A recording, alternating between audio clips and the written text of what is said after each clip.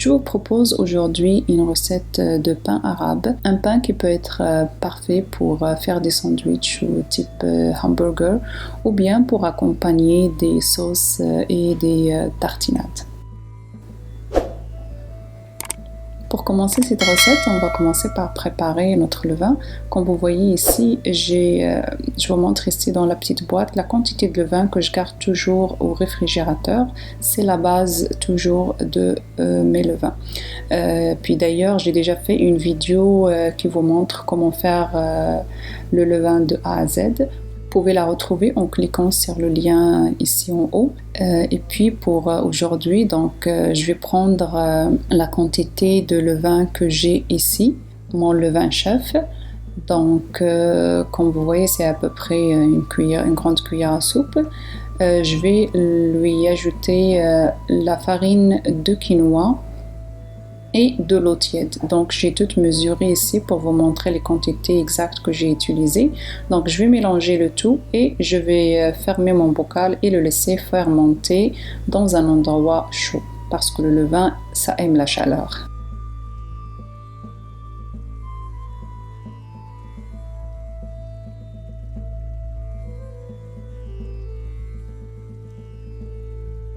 Donc une fois que mon levain est prêt, je vais venir ici mesurer ma farine. Donc ici j'ai un mix de farine que j'ai préparé qui est à base de farine de millet, sorgho, quinoa, amaranth, tapioca puis arrowroot. Donc comme vous remarquez ici, j'ai pas de farine de riz, c'est une farine que j'utilise rarement à cause de son indice glycémique qui est très haut, puis aussi à cause que la farine de riz est inflammatoire pour les personnes qui ont des problèmes avec les intestins, qui ont de l'inflammation.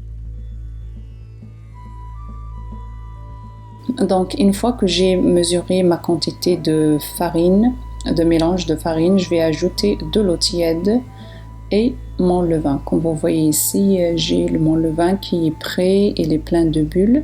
Donc je vais ajouter 50 g de mon levain et je vais mélanger le tout jusqu'à bien homogène et je laisse fermenter.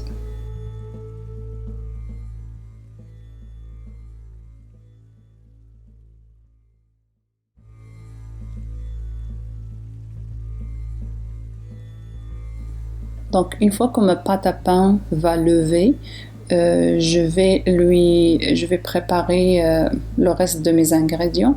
Donc ici j'ai une autre quantité dans mon mix de farine auquel que je vais ajouter des grains de lin moulu, du psyllium et du sel.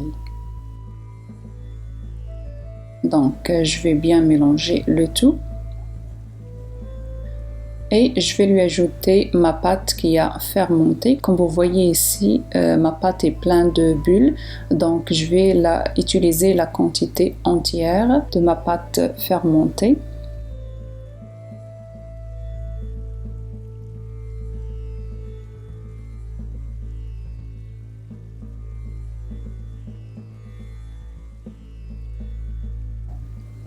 Puis à ça, je vais ajouter de l'huile d'olive, du miel et de l'eau tiède. Donc je vais commencer à ramasser ma pâte avec la main, puis je vais ajouter l'eau à fur et à mesure pour bien pétrir la pâte.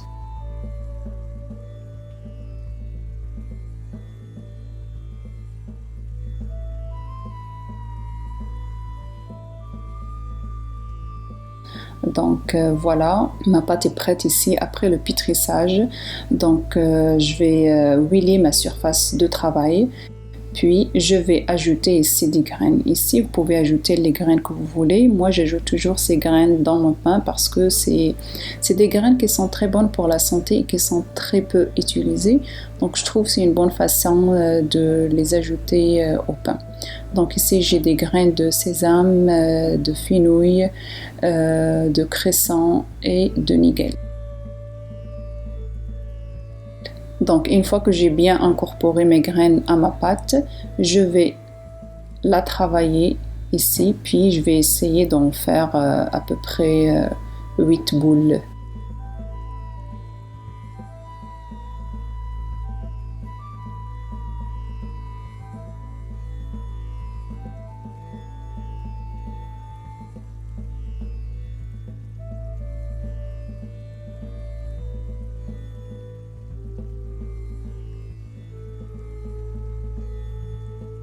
Donc voilà, je vais travailler les boules avec ma main et elles sont prêtes pour les aplatir. Donc ici j'ai de la farine, puis donc je vais bien enrober mes petites boules de pâte dans la farine.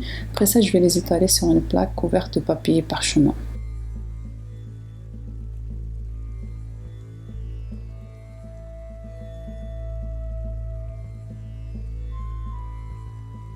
Donc, une fois que j'ai étalé la quantité de pâte que j'ai, je vais couvrir et je vais allumer mon four 1 minute à peu près ou à 50 degrés.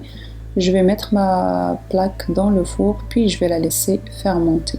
Donc, le temps de fermentation ici, ça varie. Normalement, si votre levain était très vivant, comme je vous ai montré, à peu près 2 à 3 heures, ça va être prêt. Donc ici, comme vous voyez, voilà mon pain qui est bien fermenté. Comme vous voyez, ça a doublé de volume. Donc, serait prêt pour le cuire. Donc, sur ma plaque de fonte que j'ai chauffée avant, donc je vais faire cuire mes petits pains. Puis comme vous voyez, ils gonflent, ils ont une belle texture.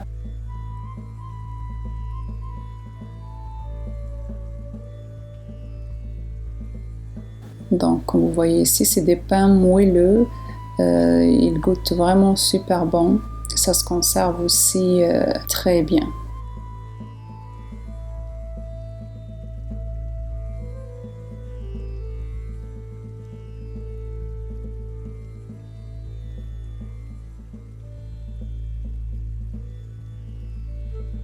Donc comme vous voyez ici l'image pour vous montrer l'intérieur des pains.